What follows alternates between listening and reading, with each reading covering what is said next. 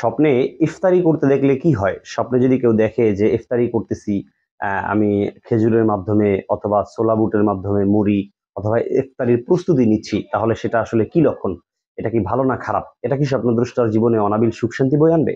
দেখুন, এ ধরনের অনেকগুলো প্রশ্ন কিন্তু আমাদের কাছে ইতিমধ্যে অনেক ভাই বোনেরা করে ফেলেছেন।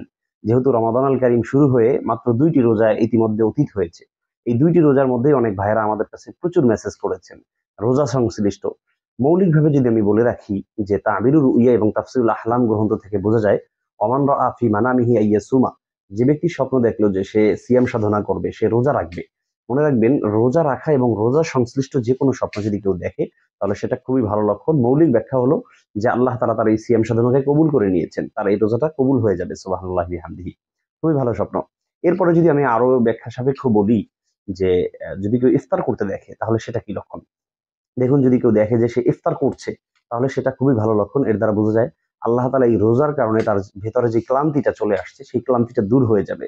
তো এটা আরো বেশি সুসংবাদ একটি, যে আমার রোজাও কবুল হয়েছে এবং রোজার মাধ্যমে আমার যে ক্লান্তি ছিল সেই ক্লান্তিটাও দূর করে দিবেন আল্লাহ তাআলা।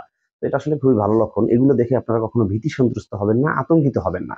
অনেক ভাইরা রোজা সংশ্লিষ্ট দেখে বর্তমান সময়, যেহেতু প্রচুর পরিমাণ মানুষ স্বপ্ন দেখে, এর একটা ব্যাখ্যা আমি বলে রাখি যে রমজান মাসে মানুষ রোজা অবস্থায় কেন স্বপ্ন বেশি দেখে? কারণ হলো যে ঘুম কম হয় মানুষের। ঘুম কম হওয়ার কারণে কিন্তু তারা প্রচুর পরিমাণ স্বপ্ন দেখে থাকে।